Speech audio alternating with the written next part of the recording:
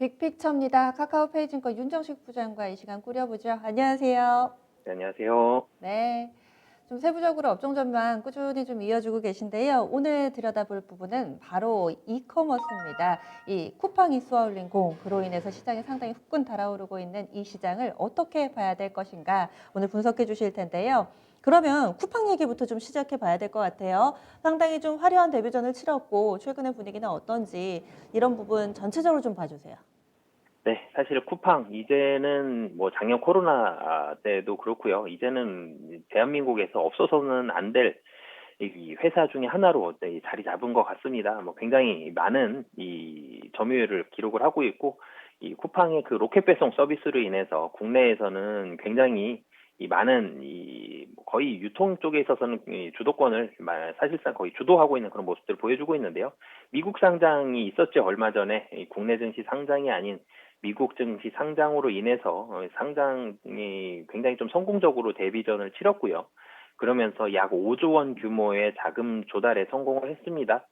쿠팡이 조달한 이 자금 5조 원을 본다라면은 2020년 네이버 쇼핑 전체 거래액입니다. 뭐 영업이익이 아니라 전체 거래액의 18%에 달하는 굉장히 큰 규모고요. 이마트가 2020년에 벌어들인 이익의 20년간 누적액과 유사한 정도 수준입니다. 얼마나 큰 규모의 자금인지, 자금 조달 규모만 5조 원인데 시총 뭐 더 훨씬 더 크고요. 뭐 그렇기 때문에 굉장히 데뷔전 성공적으로 치렀습니다.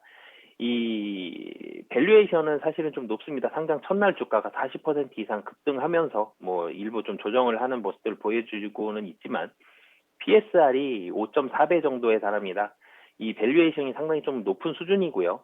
이 쿠팡의 밸류에이션 비교해 본다고 하더라도 아마존, 알리바바, 구글 비교해도 쿠팡이 월등히 좀 높은 수준입니다. 그만큼 미국에서 이 쿠팡의 빠른 배송이라는 이 사업 모델, 한국 시장에서 굉장히 성공적으로 자리 잡은 이 빠른 배송이라는 사업 모델이 이 가능성을 좀 높게 보고 있다라고 보시면 되겠고요.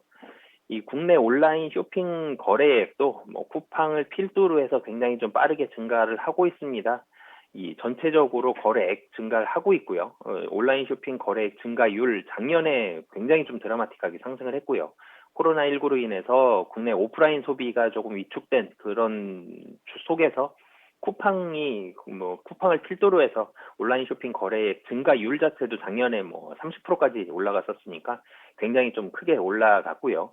쿠팡은 사실은 이 자금으로 인해서 여러 가지 신사업들에도 투자를 할 예정으로 있습니다. 뭐 우선은 뭐 물류센터와 배송 인력을 확충을 하고요. 여기뿐만이 아니라 이 여러 컨텐츠, OTT 서비스, 동영상 스트리밍 서비스뿐만이 아니라 이 배달, 뭐 쿠팡 이츠라 그러죠. 이 한 번에 한 집 배달하는 이 쿠팡 이츠 쪽으로 통해서도 신사업 쪽에서도 투자를 할 것으로 보이기 때문에 쿠팡의 이 점유율 자체는 상당히 좀 늘어날 가능성이 좀 높다라고 보여집니다. 그래도 미국 증시다 보니까 기본적인 밸류에이션도 좀 높게 평가받은 듯도 보이고 여러모로 이 투자자분들도 많이 느끼실 거예요. 실제로 가게에서의 소비를 보더라도 저만 같아도 온라인 소비가 상당히 좀 급격하게 늘었기 때문에 이에 따른 수혜주로 자리매김을 잘하고 있습니다. 국내에서는 반쿠팡 진영이라고 많이들 부르더라고요. 이제 뭐 네이버나 신세계가 손을 잡았고 또 네이버는 진작에 CJ 대한통운과도 협력을 하겠다라고 밝힌 바가 있어서 반쿠팡 진영에 대해서는 지금 현재 어떤 위치다라고 좀 볼 수 있을까요? 네, 우선은 이 쿠팡에 맞서야지 살아남습니다. 자칫 잘못하면 쿠팡으로 인해서 다 죽을 수도 있다라는 위기의식이 좀 팽배하다라고 보시면 되겠는데요. 가장 먼저 움직인 게 네이버입니다. 3월 17일이었죠. 네이버가 보유 자사주를 활용해서 이마트 지분 1,500억 그리고 신세계 인터내셔널 지분 1,000억 규모의 취득을 공시를 했습니다. 이 최근 물류센터 캐파 확대를 통해서 공격적으로 이커머스 시장 점유율을 확대하고 있는 이 쿠팡에 대한 대응 방안이자 네이버 그룹과 그리고 신세계 그룹과의 이 협업을 통해서 각 산업 영향력을 강화하기 위한 그런 전략 중의 하나였다라고 보시면 되겠는데요. 네이버와 쿠팡 공통점이 사실은 있습니다. 둘 다 이 이윤 창출은 우선 나중에 확보를 하자. 대신 지금은 점유율, 그러니까 이 트래픽 확보 쪽으로 좀 더 주목을 하자라는 부분들에 포커스를 맞추고 있는데요. 네이버 같은 경우는 가격 비교 그리고 검색 사업을 통한 이 트래픽 기반의 마켓플레이스를 형성을 하면서 셀러와 소비자를 이 연결해주고 있는 그런 모습들을 보여주고 있는데요.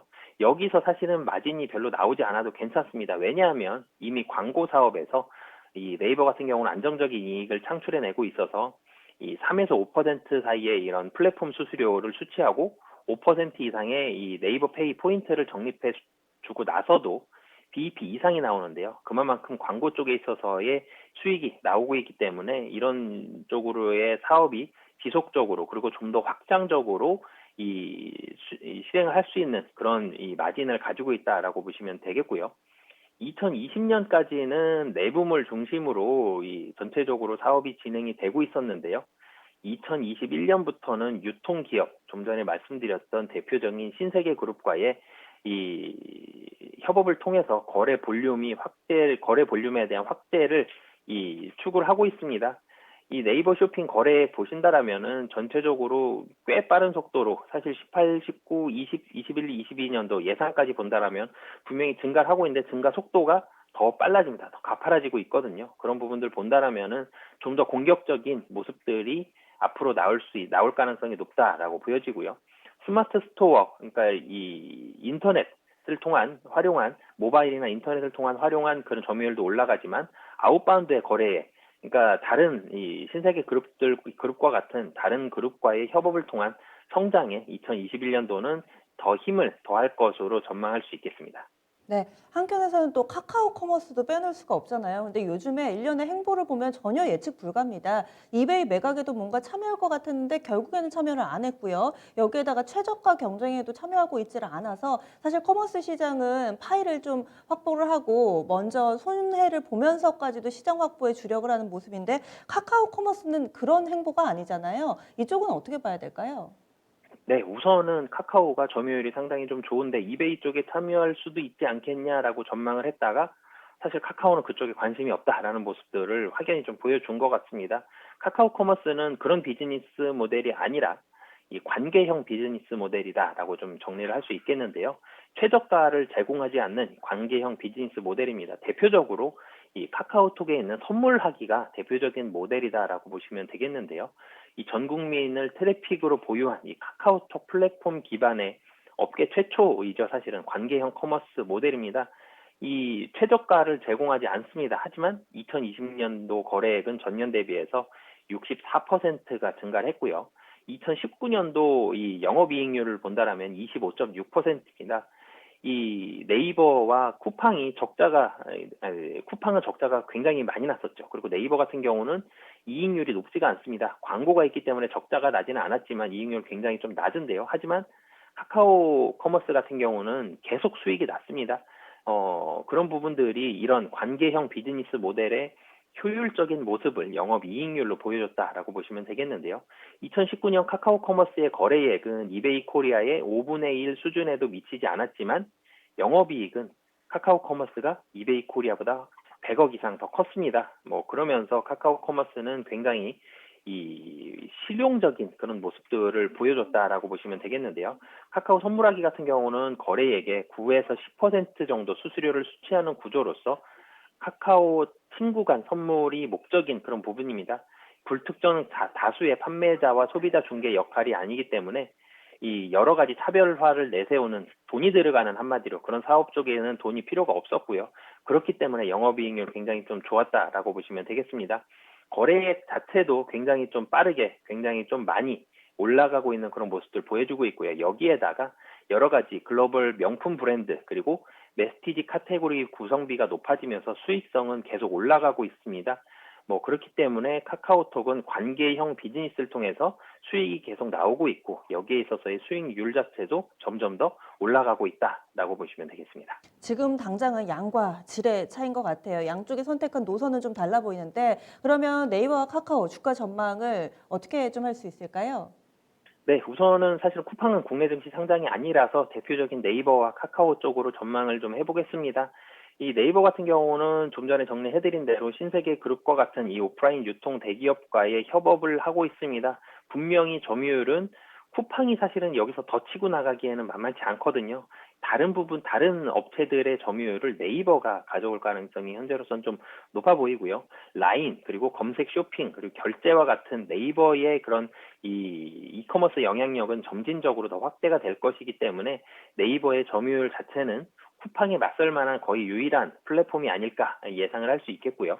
카카오 쪽으로 살펴본다라면은 카카오는 우선 그 신사업과 자회사들의 손익이 개선세를 보여주고 있습니다. 카카오페이, 그리고 모빌리티, 그리고 카카오 엔터테인먼트까지 이 신사업과 자회사들 모두 다 좋은 모습들 보여주고 있기 때문에 기존에 있는 사업들 다 좋고요. 여기에다가 좀 전에 말씀드렸죠. 관계형 비즈니스를 중점적으로 실행하고 있는 이 카카오톡을 활용한 비즈니스가 지속적으로 성장을 하고 있기 때문에 카카오톡이라는 누구도 따라올 수 없는 굉장히 파워풀한 이 플랫폼을 가지고 있는 카카오의 이런 쇼핑, 그리고 실적까지도 뭐 모두가 다 기대해 볼 만하다라고 보시면 되겠습니다. 네. 그러면 오늘의 큰 그림 그려주세요.